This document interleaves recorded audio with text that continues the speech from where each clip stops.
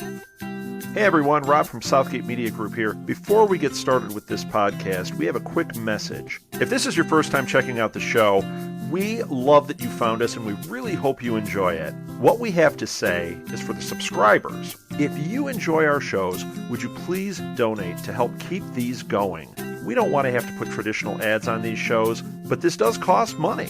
So we really do rely heavily on donations.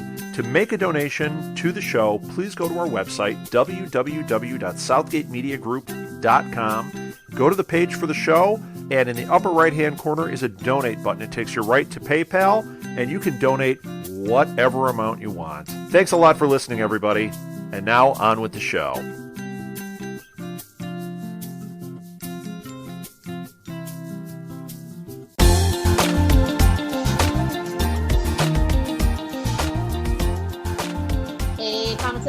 Welcome back to the Context Files, a Southgate Media Group podcast dedicated to all things heroes related. I am Lilith, and on the hunt for specials with me, as always, is Ricky. I'm getting deja vu again. Up for discussion today is episode 324. I Am Sylar. I are Sylar. Cartoon reference. Yeah. So let's just get into the recap. We'll start with the tech specs as always. This episode aired on April 20th, 420. Don't judge me. 2009. It was written by Adam Armis and Kay Foster, and it was directed by Ellen Arkush. So I've got the synopsis, which reads: Sylar has an unexpected identity crisis while continuing to work with Danko. Hero and Ando plan to take down Building 26. 26. Get it right, Ricky. Matt's newfound fatherhood changes his plans. Nathan comes up with a plan to correct his government operation. I would just add that faced with the threat of Danko's agents, Rebel gets help from an unlikely ally. And Sylar and Nathan finally meet. Yes. Okay, so I guess Sylar's a big part. Sylar and Micah are going to be a big part of the conversation. So let's just start off quickly with Parkman. He goes through a quick change of character. At the beginning, he seems like he's ready to run away with Janice in order to kind of protect his family. They're just going to go into hiding. And by the end of the episode, after looking at his police badge, he realizes that in order to protect his family, he needs to do something about it. And so that ends up with him making his way over to Washington in order to try and take down Danko somehow. Yeah, Hero and Ando also decide that it's time to go to Building 26 and kick butt and take some names. And so their plot, is that they're at Isaac's loft or whatever, and the agents come in. Hero freezes time. Ando also doesn't freeze, and so they kind of have this weird conversation. And in the end, Hero decides that it's best that Ando be captured, and he play like one of the agents, and they go right into Building 26 that way. Oh, after Ando destroys that second plan just on the off chance by waking up and lecking everyone in the back of the car. So yeah. That was fun. Well, we've got it's still the status quo of Hero and Ando fighting most of the time about having to work together and both being quote unquote equals, because at the moment it seems like Ando's more grown up, but that's always been the case, I guess. So yeah. Okay. Also, just near the end of this episode, we should note that Mohinder and HRG get captured, but Angela and Claire get away because he knew what was up. Yeah. Oh, and because we probably didn't mention in the last episode until probably late, the reason why he's on the run from the government is that he killed an agent thinking that it was actually Sylar, because Sylar set him up. Yes. Okay, so let's get into the Sylar part of this episode because it tangles into the Micah part of this episode. We start this episode off 18 hours earlier than where we started with the last episode. And this episode basically shows how he set all these wheels in motion from the press conference. He basically starts with there being a downside to his shapeshifting ability. And it's nice to see, that they're giving weaknesses to the powers, and at this moment it seems like Sylar's losing his identity. He's going through an identity crisis because of the changing of his DNAs all the time. He's starting to get extra teeth and all that kind of stuff. And I also think it's a fact that, he's always wanted to be someone special. That's always been his kind of thing. And now he's just in the body of a nobody, trying to take out specials or trying to, get as many specials as he can. And he's essentially Danko's lapdog at the moment. And yeah, he starts playing out, I guess is the best way of putting it. Yep. And so we kind of see Sylar trying to figure out who he is when he goes to the guy Tom Miller's house, and we see that Tom has got a message from Rebel, and so he thinks Sylar is Rebel, and Sylar responds, "I am a rebel." And he's like, "Okay, they're going to be here any minute. You have to choose between me or them." And he's like, "I choose you." And so Sylar cuts his head off and leaves "I Am Sylar" on the wall in his blood. I go, poor Clint Howard. The I Am Sylar seems like it's reminiscent of that kind of Forgive Me from season 1, but also it's kind of like him just saying to Danko, I'm still around and I'm in control here. I also think that it's him kind of going back to the well of what he was doing before because of this identity crisis. He's obviously going back to his old way of killing just to see if it makes him feel any better. And it doesn't really seem to until, him and Danko have a little bit of a heart-to-heart as best they can. And he says, he basically losts him and says you need a constant in your life, which makes him get his mother's DNA. Yeah, he sends for it. The guy shows up and he touches the bloody knife. And thus the Psycho 2.0 relationship is reborn. Haha. Psycho reborn. That's called Bates Motel. Yes. It's I think, well, obviously I think he chose his mother to kind of be his constant because, he's just met his father and his father was kind of lonely and pathetic. And at the end of the day, his mother, no matter how kind of messed up she was always the one who kind of gave him unconditional love and always tried to push him to be better. Because it's weird, because obviously it's not his mother that's coming forth. It's him playing what he thinks his mother would be saying. And it's weird because, he's arguing with himself, but also at the same time, it's kind of like, it's like Sandjog needed to be there and kind of, give Sylar the path that he needed to go down. But, the kid had grown up by then and they weren't bringing him back. But it's also weird because, he's essentially forgiving himself for killing his mother at one point. Yeah, and then just as all that's going on, Danko comes in, knocks on the door, and tells him, "Hey, we found Rebel. We're going to need Agent Tom on this. So, hey, come on, suit up. Suit up. Skin up, whatever you want to call it." So they chase Rebel to this, like, abandoned building, and Sylar goes in and has this conversation with Micah. And Micah, being the smart little lurker that he is, plays the special card and tells you can save us all. And I'm like, this is Peter? Like, this is Peter 2.0? Okay. And so Sylar decides to help him, and so they chase Sylar in Micah's form. So the docs shoot him, throw him in the water, and Sylar shows up in Tom's form or whatever, talks to Danko, and Danko's like, "That's not like you." And Sylar's like, "Oh, that power was overkill." Yeah. He says having just taken the power of melting or disintegration. But yeah, for some reason he brings Micah back to his place, gives him a place to stay, and Micah sees him talking to himself as his mother. And I think seeing that vulnerability kind of makes him push Micah away, and that kind of leads him to where he has to go, which is Nefan. Oh, yeah. He plants the seed, and I go, "Micah, damn you. I love you, but damn you. Side Nathan is your fault."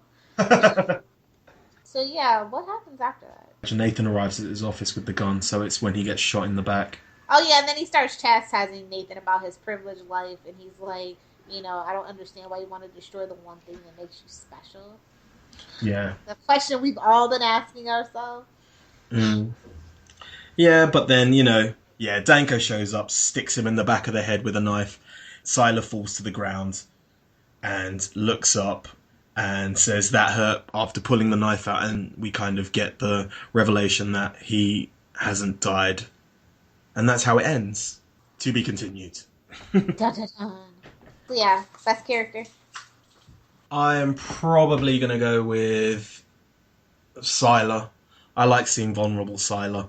As much as I like my villains to be villains, he's not really a villain at anymore, really, is he? Because they've kind of tried to make him a bit more relatable. And I think Zachary did a really good job in kind of making you feel a bit more emotion for Sylar at this point. So yeah, how about you? I'm gonna go with Micah. Like, he just played Sylar like a fiddle. And I actually really liked, this comes into the next part, of course, their interactions and stuff together. And I don't know, I just really liked Micah. I guess I missed him, so I'm just being like, I'm playing favorites here. Yeah. I don't care. My character interaction is the two of them together, Sylar and Micah, especially in the house when he tells him to get out and there's that single solitary tear and he's like, "You've seen me cry, you must go." So yeah, how about you? Yeah, I like the character interactions between Micah and Sylar, like I said, but I also like the interactions between Nathan and Sylar. Okay. I like him chastising Nathan because Nathan needed a good what for.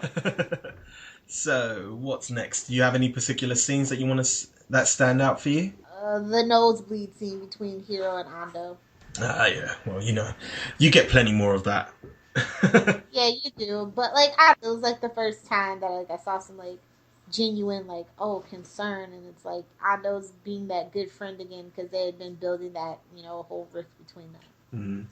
Okay. Well, how about grades? What would you give this for a grade? Just a flat C. C as in cat. Fair enough. How come? It's just average and kind of plotting, and the storyline's kind of falling apart at this point. And this is the penultimate episode, and we spent most of it with Sylar. Yeah. Yeah, it's a different approach, and you should applaud it. But also, I mean, I'm just not a Sylar fan.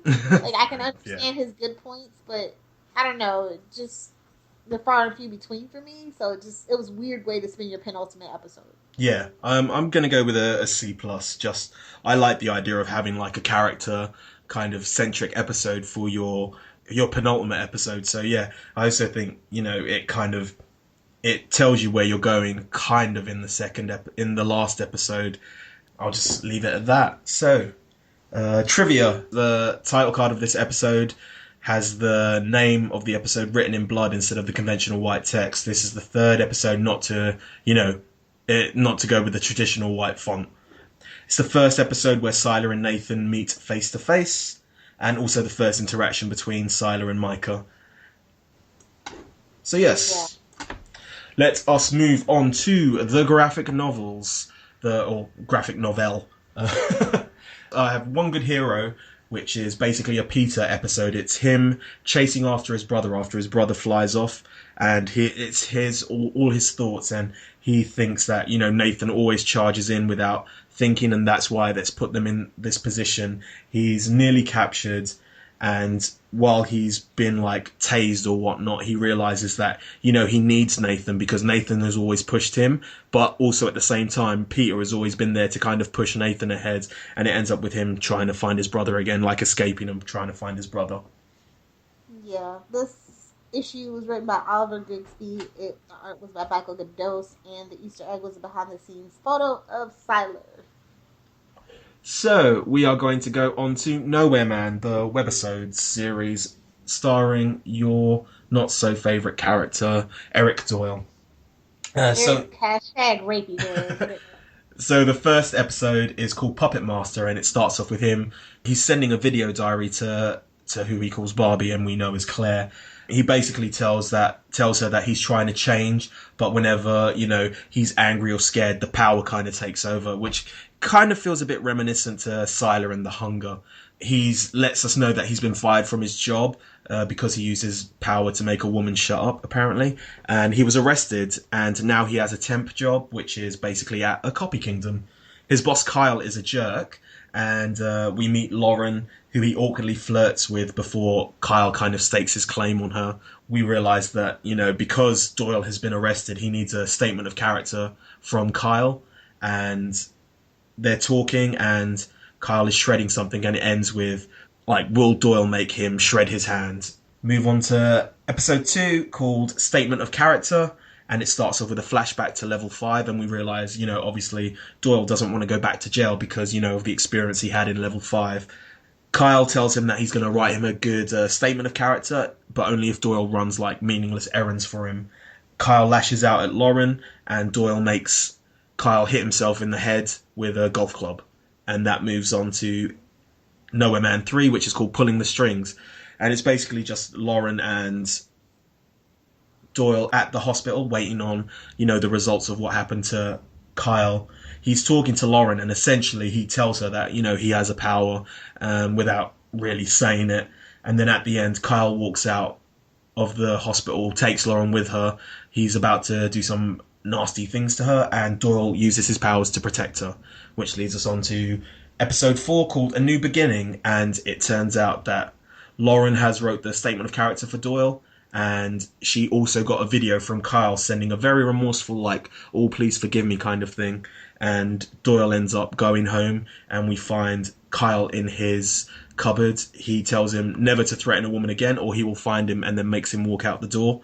And then he looks into the camera, and for trivia, that is the first time that, the fourth wall has been broken. And that's the end of that. What did you think of the kind of Nowhere Man webisodes? I think they're the ones that were the best done. They had like a concrete story, and they tried to make it really relatable. But I don't know, like, I just don't feel like, I just never understood why they were trying to give the puppet master of all characters a little bit of redemption, because his power in and of itself is very rapey. Yeah, definitely. Okay. Do we have any technical stuff?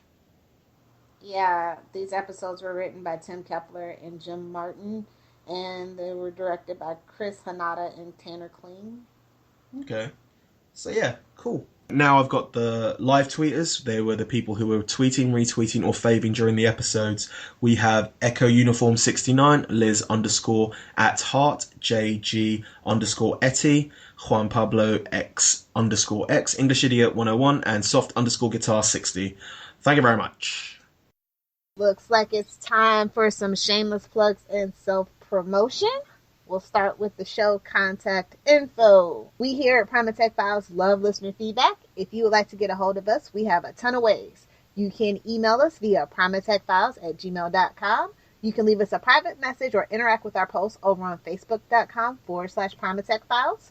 We live tweet 2 episodes per week every Saturday starting at 11 a.m. Eastern Standard Time. For more information, be sure to follow us on Twitter at Primatech Files. You can also find us on Clamor, Tumblr, and YouTube by simply searching for Primatech Files. If you enjoy this podcast, be sure to rate, review, and subscribe to us on iTunes. What's that? You don't have an iTunes account? That's okay. We're on a lot of podcatcher services such as Stitcher and SoundCloud. All you have to do is search for, you guessed it, Primatech Files. We're also on Libsyn. And if you want to follow our RSS feed there, all you have to do is go to primatechfiles.libsyn.com and bookmark the site to stay up to date with this podcast. Libsyn is spelled Libsyn, just in case you were wondering. We look forward to interacting with you. If you love our podcast, be sure to check out Southgate Media Group's iTunes provider page to see a list of what other podcasts are hot and trending in our network. Or you can take that one step further and visit southgatemediagroup.com, where you can find a full list of our 80-plus podcasts, along with weekly blogs and information about all the hosts. With so many podcasts that cover everything from anime to wrestling, there's sure to be tons of podcasts that could interest you. Hey guys, you should know by now that you can find me on Twitter at Lilith Hellfire. If you have a Tumblr, be sure to check out it's lilithhellfire.tumblr.com. And of course, be sure to swing by my blog if you are a pop culture junkie or comic book geek at littlepopculturevulture.blogspot.com. I also host several other podcasts on the Southgate Media Group network. Some of them are The Flashpoint, Queen Consolidated, and Channel 52. So if you are into, obviously, DC comic book related stuff, be sure to check it out. You can find my writings at tvbinges.com. It's a place for all your binge watching needs, and you can also create your own TV binge and we'll help promote it. We do a monthly binge watch, which you're more than welcome to join in. Just go to their Twitter at tvbinges just to find out more information. You can find me on Twitter at RickyJDiaz. That's RICKYJDIAZ, or Z if you're American. Time to wrap it up. We want to thank you for joining in on our discussion on this episode 324, I Am Sylar. We hope you found it entertaining and informative. I want to encourage you guys to follow us on Twitter, Tumblr, and Facebook. And if you see a Facebook post that we make that you like, please don't be afraid to like and share as well as comment. Download the podcast Save the World